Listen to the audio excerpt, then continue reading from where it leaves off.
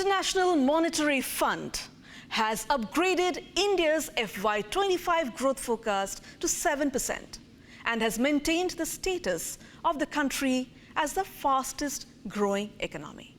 The IMF has also highlighted risks related to inflation, currency volatility and trade tensions, emphasizing the importance of prudent policy decisions and multilateral cooperation.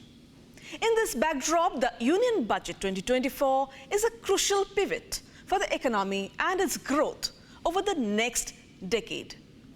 I am Sharmila Bhaumik, and joining me on this episode of Nation Wants to Grow, we have with us Ms. Nirubhama Sonderarajan, founder and partner, Policy Consensus Center, Mr. Jyoti Malhotra, Managing Director, Volvo Car India, Sourav Kumar, Vice President, India of Global Energy Alliance, and Rajat Tandon, President, India Venture and Alternate Capital Association. Ladies and gentlemen, welcome to Republic Business on this pre-budget roundtable discussion. Nirubhama ji, starting with you, the sentiment of the economy is really upbeat this time, but what exactly is the country expecting from the finance minister as the budget is about to roll in a few days from now? Thank you. I think the biggest ask would be in terms of employment. I think there's been a lot of discussion about whether the growth that we are seeing is compounded with the kind of employment requirement that we have. And I think the biggest criticism has been that we're not probably generating as many jobs as we need to. And I think that will have to be a very, very big focus in this budget. And I hope that the finance minister will therefore look at certain kinds of sectors, particularly within the manufacturing sector, that can help generate growth. Because the other answer to the employment question is entrepreneurship in India. So what is the entrepreneurship climate as you see it today in India? The role of the private capital, the recognition of the role of the private capital, which is going to foster up the entrepreneurship in India, is going to be very critical. And that is where the ask for this asset class or from this industry of IVCA will be, more and more recognition of the facts. And I'm happy to get into some of the asks as well as we go along. But yeah, entrepreneurship is what we have to nurture, and we have to make them to stay in India and make for India.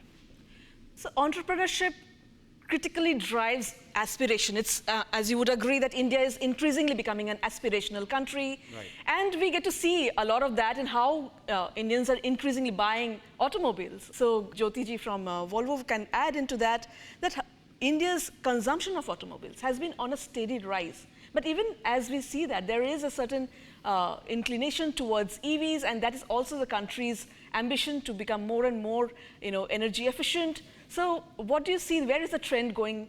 As far as budget is concerned, and I'm talking from an automotive industry perspective, I think we talked about manufacturing. Automotive contributes almost 50% of the manufacturing sector, right? And there is a clear, I would say, movement towards EVs globally as well as in India.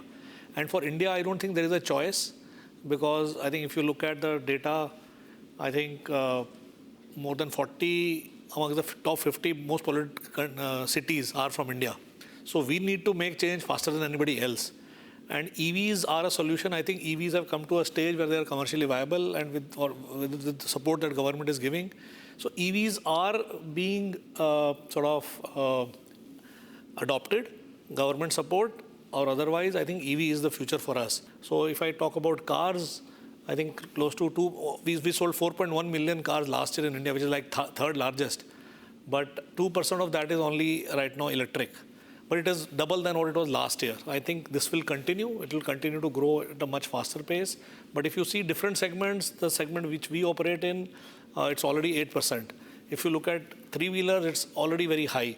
So I think different segments within the industry are adopting it at a very fast pace.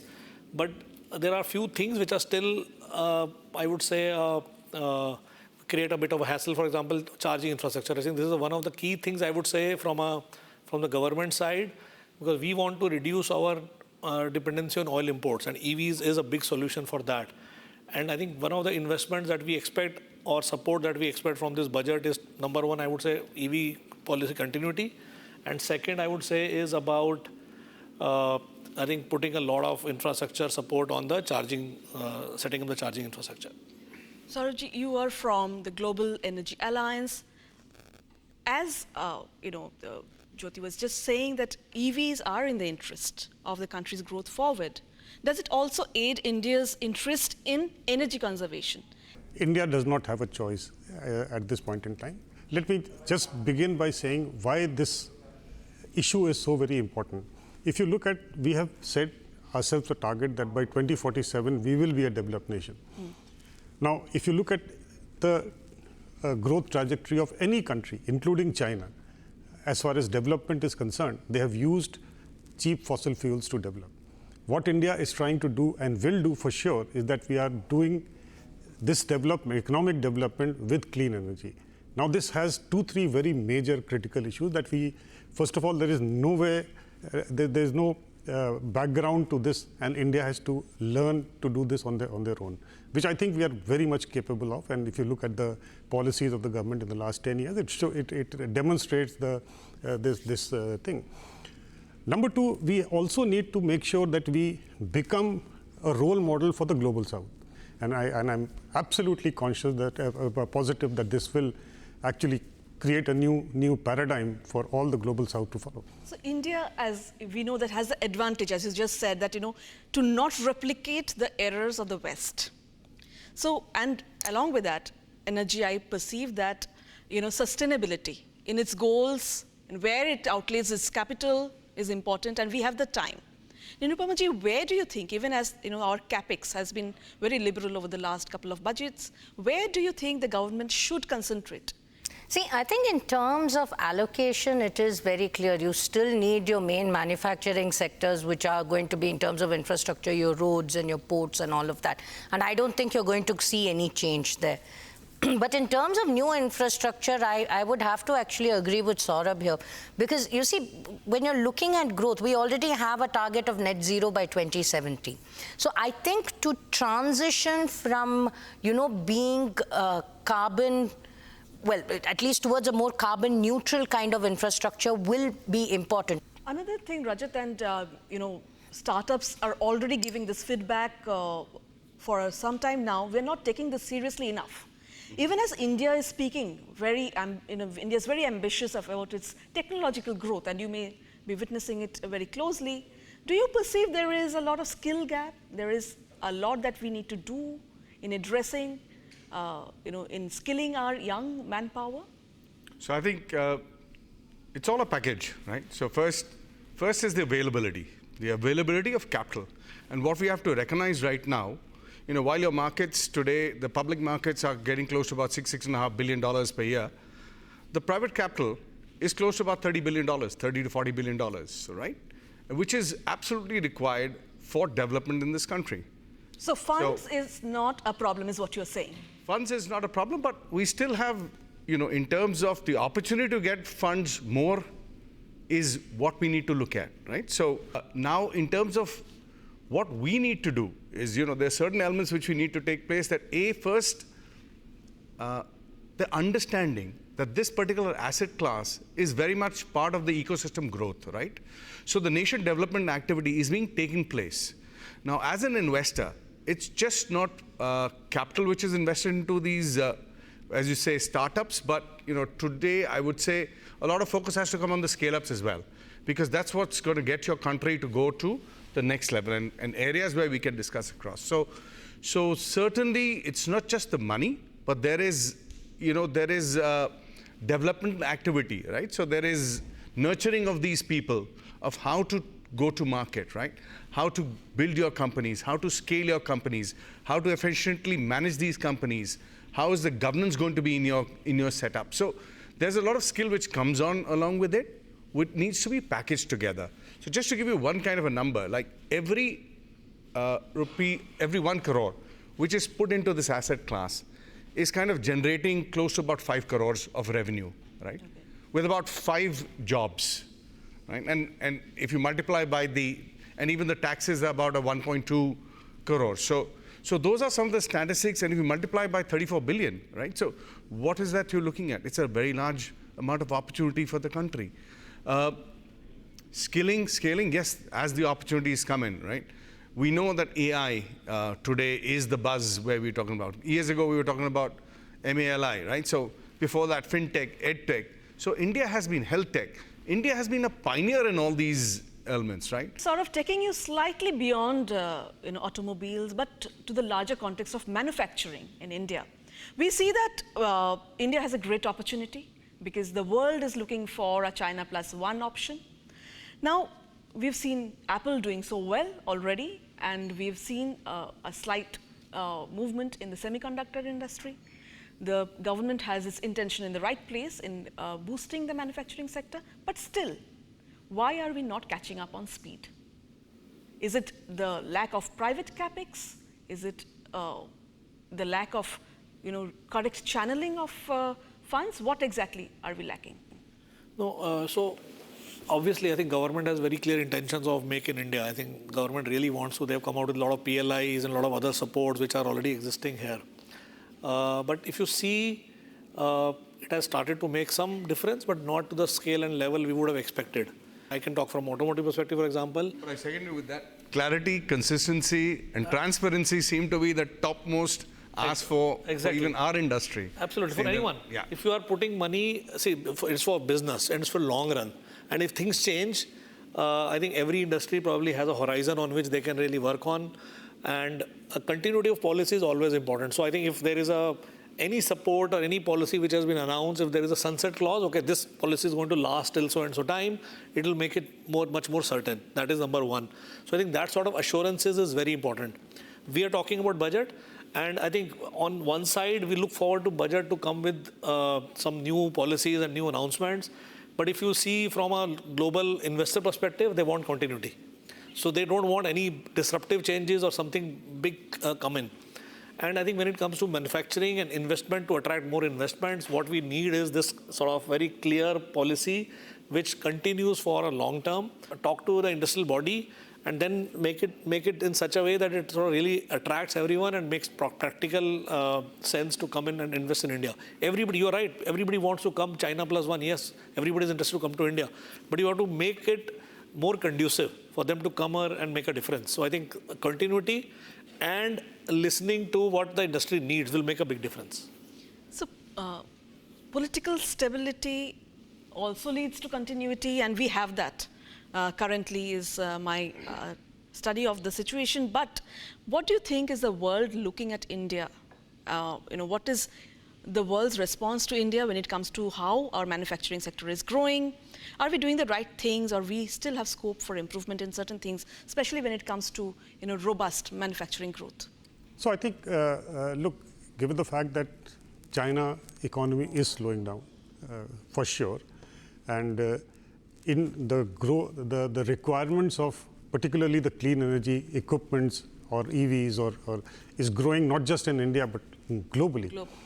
And therefore, India is becoming an investment destination. I mean, we also have USA coming out with policies like the Inflation Reduction Act, which is attracting manufacturing there. But largely, India has the cost advantage as compared to any other nation. Also, one more thing I would add to what Jyoti said is that a lot of manufacturing, regardless of the PLI, has not happened because you have not generated demand domestically. And that's really important. I'll give you an example for the battery where there is a PLI for advanced cell chemistry. Now there is not much demand for energy storage in India still. You cannot, as a manufacturer, while policy stability etc. is important, but my demand generation is also important. This is not a retail product. This will either go to an OEM like Volvo, or it will go to stationary storage. This country, if you want to go towards clean energy, needs a lot of storage. All these new technologies, new ways of working in particularly energy and any other sector needs that kind of a skilling. So I'm looking at all these announcements, hopefully in the budget next week. Right. Nirubhama ji, you started with the unemployment conversation, but everyone in India is currently talking about the rate of inflation. Unless the inflationary conditions in India are tamed, even the accelerated growth may or may not drive the sort of impact that we want to see in the cost of living, etc. So where do you think the dangers lie? Generally speaking, I don't think it's too bad, given that your growth rate is also pegged for 7%. There is growth that is happening. So I don't think inflation currently is as big as an issue. But it's something that one has to constantly keep an eye on. You have a new generation of people today who like to spend on themselves. Yes. You see, so the kind of spending pattern has also changed. I think the basket of goods has also changed, one, because of economic conditions, but two, also because there's been a generational difference in terms of how one approaches. But having said that, savings is important, and I think there is a lot that is being done to encourage savings. Is that how India is increasingly going towards the capital market? The sheer number of, the number of demat accounts which have opened up in June. So from a savings economy to an economy which loves to invest, that's a huge transformation. Yeah. And how did this come about, Rajat? If you I think you had set the tone right when you said, look, there is a basket of goods and availability. Yes, yeah. We all love saving in the beginning. Yeah. But I would say this is the time for wealth creation. All right. Today, at least when I speak for the alternate or the private investment asset class, 85% of the money is still global. Right, and one day this will go back. 15% is only domestic. Now, we have to make sure that the access to investments or access to this asset class is more widely for the domestic folks as well. If we have to be the 10 trillion, we need about 5 to 6% of the GDP coming to this asset class for us to grow. And I think what my message is, yes, this is the time that we should be creating wealth for majority of us and help to broaden the pyramid of taxation so that there are more wealth created. And sorry, if I can just quickly also add, and I think you make a good point. See, with capital markets, and if you look at how capital markets have evolved in India, I think it's only been in the last 5, 6 or 7 years that you've actually seen capital markets leading to capital formation. Right. In the sense, it's moved beyond just trading and, wealth creation at that level to a larger perspective. And I think that's also important from funding growth in India. You see, for growth to happen and for funding to actually take place, we're still an economy that largely depends on banks. It's beautiful to see the Indian markets overall, the economy maturing so well and immediately showing its impact in the aspirations. So everybody in the manufacturing sector or in the consumer sector are saying that people in India are now keen on a premium experience because the wallet size is good and they don't mind shelling the extra buck for a good experience, and who better can shed some light on that than you, Jyoti? No, for sure. I think India, as we know, we talk about all the time about the demographic dividend. I think India is a young country and all the young people are ambitious, and as we heard, I think they are consuming in a very different way. They want experiences. I think their priorities are very different than maybe when we were growing up. Now it's very, very different, which is good because this boosts a lot of consumption. Aspirations means that more demand generation will happen on different segments. And one of the key drivers, in my view, ultimately, see, we are talking about becoming 5 trillion economy or third biggest economy, but I think that the key is GDP per capita, right? We need to ensure that it's not just the quantum which grows, but per capita, I think we really need to grow. Because what we have seen, if you compare, I can talk about, let's say, from a cars per capita versus GDP per capita, there is a direct correlation. And we are still, if you look at, we see a lot of cars around us already, but the real thing is that we are still, in terms of per capita cars, we are very, very low, even now. We are far behind many other countries whom we cannot think of. But right now we are around $2,500 GDP per capita. Maybe, I think one of the goals we should have is not just talk about the top end, but I think GDP per capita. Because then we can really unleash these ambitions of younger generation. And I think I can, for example, let me tell you about the luxury cars. We sold over 4.1 million cars last year overall, but luxury car is only 1%, which is a direct reflection of, I think, wealth in the country. 1% customers are buying a luxury car, but this can grow. So the mood is upbeat ahead of this union budget. Nirubhama, I would ask you for your 3 quick wishes for the Finance Minister for Tuesday. I think largely I'd want, on the macro level, I'd want something where you're concentrating on basically your sustainability, net zero targets, and building infrastructure there, and on employment.